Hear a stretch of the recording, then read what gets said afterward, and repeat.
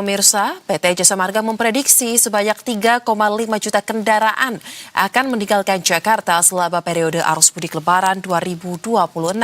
Dan hingga Rabu pagi tadi, 34% atau 1,2 juta dari proyeksi 3,5 juta kendaraan sudah terpantau meninggalkan Jakarta. Direktur Utama PT Jasa Marga, Rifan Ahmad Purwantono memperkirakan 3,5 juta kendaraan akan meninggalkan Jakarta selama periode arus mudik Lebaran 2026. Lebih lanjut, ia juga menyebut Rabu pagi tadi sekitar 1,2 juta kendaraan atau 34% dari total proyeksi 3,5 juta tercatat telah melintas keluar dari wilayah Jakarta. Peningkatan signifikan tersebut menjadi salah satu dasar pemberlakuan rekayasa lalu lintas berupa one way atau sistem satu arah saat volume kendaraan mencapai sekitar 30%. Rifan pun menyampaikan mayoritas arus mudik mengarah ke wilayah timur. Sekitar 50% kendaraan menuju ke jalur Trans Jawa. Dan untuk memperlancar arus kendaraan, Jasa Marga juga menyiapkan sebanyak 4 jalur fungsional pada sejumlah ruas jalan tol selama periode arus mudik. Kami memperkirakan 3,5 juta kendaraan akan melintas keluar dari Jakarta. Dan dari data yang kami miliki ini, kami menggunakan proyeksi yang alhamdulillah di dalam 1 tahun terakhir dengan penggunaan platform Intelligent Transportation System, kamera yang ditingkatkan fasilitasnya menjadi ITA atau Intelligent Traffic Analysis maupun radar. Perkiraan tidak hanya jumlah tetapi juga prediksi di setiap waktunya. Yang 3,5 juta ini kami perkirakan akan muncul gelombang mudik yaitu di tanggal 14 dan tanggal 18 hari ini. Hari ini diperkirakan akan mencapai 256 ribu LHR-nya dan semalam ternyata terbukti sudah 221 ribu adalah yang tertinggi sejak tanggal 13 Maret yang lalu. Dan untuk membahas terkait dengan hal ini pemirsa, kita telah terhubung melalui sambungan virtual bersama dengan Corporate Secretary and Legal PT Jasa Marga Trans Jawa Tol, Ria Marlinda Paalo. Halo, selamat malam Bu Ria. Selamat malam, Mbak Astrid. Baik, Bu, terakhir kan dikatakan prediksi itu 3,5 juta kendaraan akan bergerak keluar dari Jakarta. Infonya terakhir juga menyebut sudah ada 34%. Nah, apakah sudah ada data keterbaruan, Bu? Berapa tercatat jumlah kendaraan yang bergerak keluar dari Jakarta menuju ke arah Trans Jawa? Ya, jadi memang untuk di jalur Jasa Marga Trans Jawa Tol ini mengelola gerbang tol Cikampek Utama yang merupakan barier pertama ketika arus mudik dan tercatat sampai dengan tanggal 17 Maret itu sudah 387.451 kendaraan. Ini yang melakukan transaksi di gerbang tol Cikampek Utama menuju timur Trans Jawa itu sudah naik 95% dari lalu lintas normal. Dan bisa diperhatikan juga bahwa kemarin gitu ya jam 3 sore sudah dilakukan one way tahap 1 dan disusul dengan kontraflow gitu ya dari jam 12 malam sampai dengan tadi dengan saat ini dari kilometer 36 sampai dengan kilometer 70. Cukup tinggi peningkatan volume lalinnya dan kami catat di shift 1 di hari ini itu sudah mencapai angka sampai dengan 49.000. Jadi memang 400% kenaikan di shift 1 hari ini itu sudah terlihat dari tadi pagi dan dilakukannya one way nasional tadi di jam 13.30 itu merupakan salah satu diskresi kepolisian untuk mendukung kelancaran para pemudik yang sudah mulai meningkat volumenya pada saat ini. Baik, apakah artinya untuk volume tertingginya Bu dari prediksi puncak arus mudik ini sudah terlewati atau justru kita masih akan menunggu sampai dengan malam nanti? Betul Mbak Ase, jadi kita akan terus pantau sampai dengan hari ini kami memproyeksikan untuk tertinggi memang di angka 126.000 dan kami terus pantau karena sampai dengan shift 1 tadi kan sudah mencapai angka di 50.000 ya kendaraan, maka kita coba perhitungkan sampai dengan saat ini sudah hampir 100.000 kendaraan yang melewati gerbang tol Cikampek Utama menuju timur Trans Jawa dan oleh sebab itu kami masih terus memperhatikan dan berkolaborasi dengan kepolisian mengingat rekayasa lalu lintas ini juga sudah berlanjut untuk dari kilometer 414 gerbang tol Kali Kangkung sampai dengan Bawen. Jadi memang volumenya sudah cukup tinggi sehingga perpanjangan dilakukan di dalam one way. Baik, sudah diperpanjang ya one way nasional tidak hanya berhenti di Kali Kangkung saja tapi sampai ke daerah Betul. Bawen.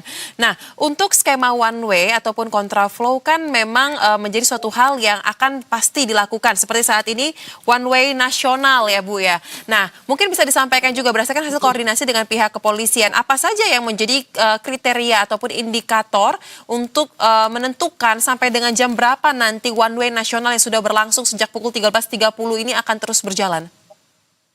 Ya, kami terus berkoordinasi dengan pihak kepolisian untuk dari Jasa Marga Group melalui Jasa Marga Trans Jawa Tol, kami terus memastikan berapa volume per jam yang melewati titik-titik yang menjadi concern kami, terutama di kilometer 48 pertemuan dari MBZ dan juga Japek bawah, dan yang kedua adalah kilometer 66 pertemuan dari pemudik yang mengarah ke Purbalenyi dan juga ke timur Trans Jawa, termasuk di kilometer Palikanci yang kami kelola yaitu Palimanan Kanci dan juga di gerbang tol Kangkung. Ini semua menjadi pantauan melalui teknologi yang dipunyai oleh Jasa Marga Group sehingga ini menjadi salah satu kategori parameter yang kami sampaikan ke kepolisian di luar parameter yang mungkin dari kepolisian sudah pegang datanya terlebih dahulu. Baik, nah kemudian dalam periode arus mudik kali ini kami mengetahui informasi juga terkait ada sejumlah ruas tol fungsional yang dioperasikan. Nah untuk sampai dengan saat ini apakah ada catatan mungkin terkait dengan bagaimana pemberlakuan tol-tol tersebut bisa membuat arus pergerakan mudik ini semakin lancar? Dan di mana saja mungkin bisa disampaikan Bu? Ya, dari Jasa Marga Holding gitu ya, untuk yang berhubungan dengan Jasa Marga Trans Jawa Tol ini memang kita punya Jasa Marga Japek Selatan yang saat ini sudah bergerak fungsional dengan jam-jam tertentu juga situasional berdasarkan instruksi kepolisian. Yang kedua yang terhubung dengan kami pun itu ada Jasa Marga Jogja Bawen dan Jasa Marga Solo serta juga Jasa Marga Probolinggo Banyuwangi. Semuanya dilakukan secara situasional berdasarkan diskresi kepolisian. Namun untuk persiapan pengoperasian dalam hal fungsional dari keempat ruas tersebut sudah dikoordinasikan dan telah dilakukan evaluasi berkala periodik gitu sehingga tetap dapat melayani pemudik yang melewati jalur tersebut. Baik, nah kemudian untuk terkait dengan perbedaan signifikan, kan kalau kita melihat bagaimana pergerakan arus mudik dari tahun ke tahun pasti akan selalu ada perbandingan dan juga evaluasi. Nah sejauh ini apakah ada perubahan pola yang terlihat oleh pihak Jasa Marga mengenai pergerakan dari arus pemudik jika dibandingkan dengan tahun lalu? Ya, justru kita melihat bahwa mungkin hampir sama periodenya karena dimulai dengan adanya WFA dari kebijakan pemerintah dan yang kedua juga one way bertahap juga sama sudah dilakukan di tahun lalu. Jadi berdasarkan evaluasi tahun lalu mampu untuk memperlancar pemudik yang melewati Trans Jawa Tol sehingga hal ini diulang kembali. Namun pada saat ini memang kita bisa perhatikan dengan terdistribusinya pengguna jalan melihat dari hari libur dan juga WFA yang ditetapkan sehingga dapat membuat para pemudik itu mempunyai alternatif waktu untuk melakukan perjalanan mudik dan hal ini terlihat bahwa begitu dilakukannya kontraflow, begitu dilakukannya one way, perjalanan antrian di gerbang tol Cikampek Utama dapat langsung terurai jadi tidak memerlukan waktu yang cukup lama untuk terjadinya kepadatan di jalur jalan tol Jakarta Cikampek.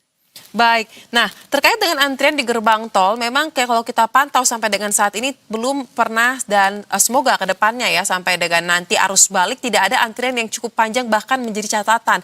Tetapi mungkin Jasa Marga apakah memiliki perhatian tersendiri terkait dengan bagaimana pola para pemudik ini yang akan bergerak dalam periode arus mudik justru ternyata simpul-simpul kemacetan dan juga antrian ini terjadi di sejumlah ruas-ruas rest area. Bagaimana terkait dengan hal ini dari Jasa Marga?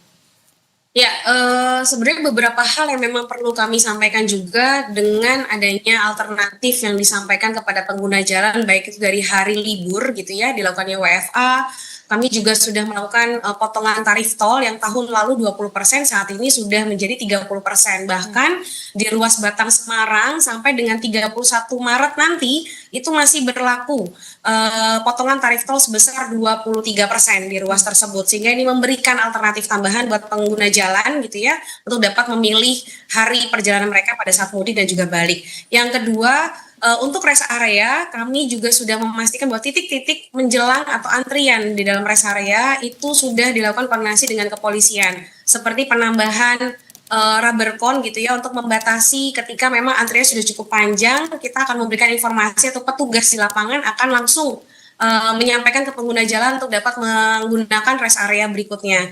Dan yang terakhir, karena rest area ini merupakan simpul penting bagi pengguna jalan gitu, jadi kami terus melakukan himbauan juga kepada pengguna jalan untuk dapat mengupdate aplikasi Travoy.